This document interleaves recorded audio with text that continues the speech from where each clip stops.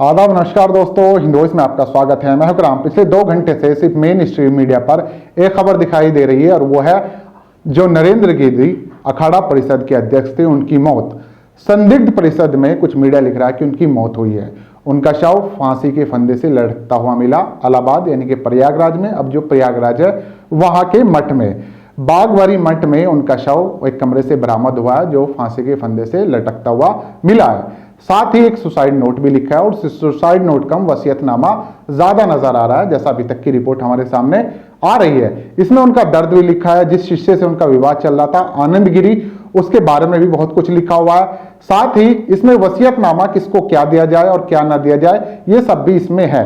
हालांकि जो police department है और अधिकारी हैं, उनका कहना है कि हम इसकी जांच कराएंगे, उच्च स्तर की जांच कराएंगे, क्योंकि नरेंद्र गिरी कोई छोटे मोटे महंत नहीं थे, एक बड़ा नाम थे और वो हमेशा खुलकर बोलते थे और कभी उनके बारे में ऐसा नहीं लगा कि वो आत्महत्या जैसी चीज कोई कर सकते हैं। जैसा भी 1-2 बड़े नेताओं का बयान सामने आ चुका है, जिसमें सबसे पहले संजय सिंह जो आम आदमी पार्टी के नेता है, राज्यसभा सांसद है, उन्होंने खुलकर कहा कि उनके प्रवचन से, उनकी भाषा से कभी ऐसा नहीं लगा कि वो जिंदगी में आत्महत्या जैसा कदम उठा सकते हैं, क्योंकि एक तरह से पॉजिटिव माइंड इंसान थे, अच्छी बातें करने के लिए जाने जाते थे। और भारतीय जनता पार्टी का पर भी हमेशा कोई ना कोई कटाक्ष उनके किसी बात को लेकर करते रहते थे।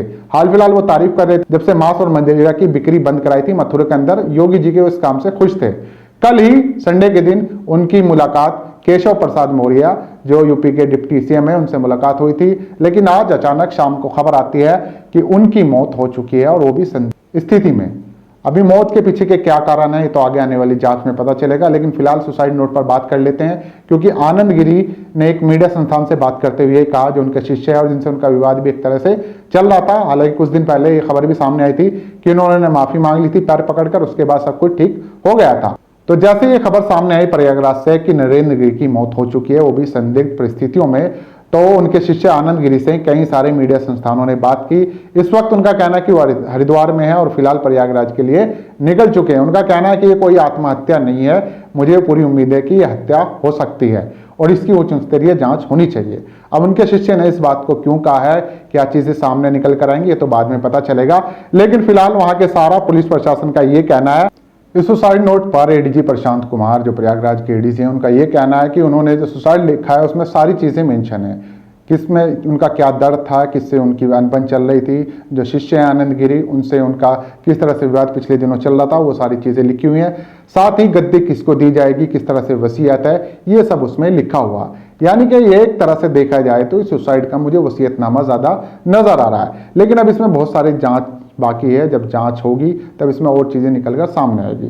फिलहाल प्रशासन पोस्टमार्टम कराने की पूरी तैयारी कर चुका है। पोस्टमार्टम होगा महंत जी का, उसके बाद चीजें निकलकर सामने आएंगी कि हत्या है या आत्महत्या है। लेकिन फिलहाल पहली नजर में पुलिस का कहना है कि आत्महत्या है, क्योंकि फांसी के फंदे से लटकता हुआ शव मिला था। अब आनंद गिरी ने किस आधार पर कहा कि ये आत्महत्या नहीं हत्या, ये भी आने वाले दिनों में हमें देखने को मिलने वाला है। लेकिन फिलहाल कुल मिलाकर एक बड़े महंत की, एक बड़े हिंदू महंत की एक तरह से मौत हो चुकी है, जो अपने आप में कई सारे सवाल खड़े कर रही है। आप लोगों को इस पर जो भी कुछ कहना है नीचे कमेंट कर सकते हैं। इस खबर को ज्यादा से ज्यादा शेयर कर सकते हैं। दोस्तों, मिलते हैं फिर किसी नई खबर के साथ।